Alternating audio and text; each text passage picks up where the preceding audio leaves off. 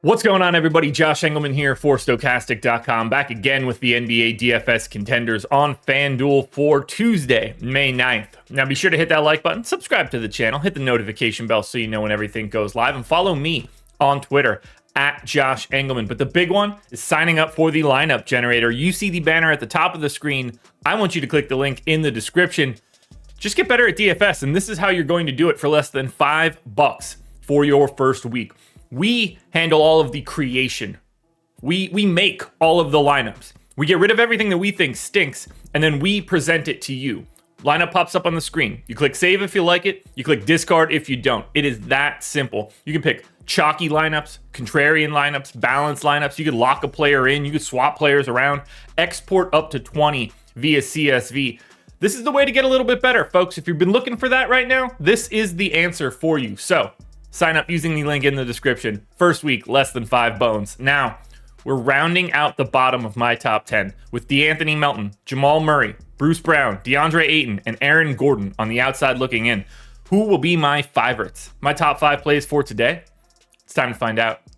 First up, we're going to have PAYNE. He's point guard, shooting guard eligible. Very helpful. 4,800, projected for 21. The goal's about 26. He's in the optimal lineup 43% of the time.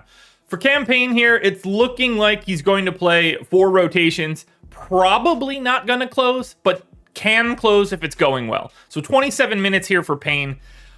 0.8 fantasy points per minute. It's just going to be very different for him when he's on the floor a lot with Devin Booker and Kevin Durant. So 18% usage, 9 points, 5 assists, 3 boards, maybe a stock. I don't mind the price. I think the minutes are relatively steady.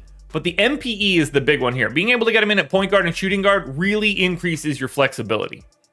At number 4, we're looking at TJ Warren, small forward, power forward eligible, just 3,700, projected for 14. The goal's 20. He's in the optimal lineup 43% of the time. I gave him 21 minutes. He's pretty clearly a part of the rotation now, and he closed this most recent game. That is very, very interesting to see. We'll see how that plays out now. Could play a little bit more than 21 minutes if this breaks correctly. 6 points, 3.5 boards, an assist, a stock. There's not a lot of scoring to go around if Devin Booker and Kevin Durant are going to keep doing their thing. We just kind of lose possessions at that point. But even still, because of the MPE and because of Warren's price tag, he's one of the best values you'll find. At number 3, we're going to Derrick White, point guard, shooting guard eligible, 5K, projected for 23.5. The goal's 27. He's in the optimal lineup 46% of the time. We know what we have here with the Celtics. We've got this trio of guards. Someone probably loses out a little bit each day.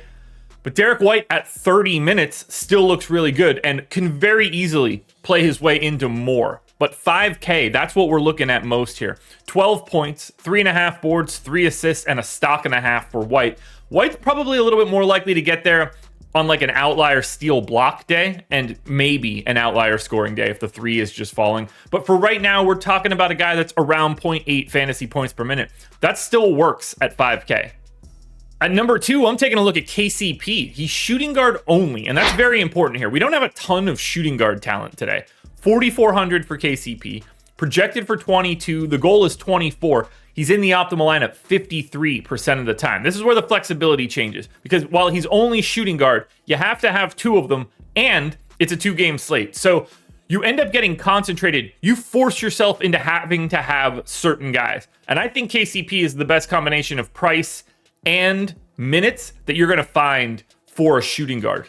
I went 35 minutes, which is what I think we're going to get in a competitive matchup. And he's only like a 0.6 fantasy point per minute guy. 10 points, 3 boards, 2 assists, 2 stocks.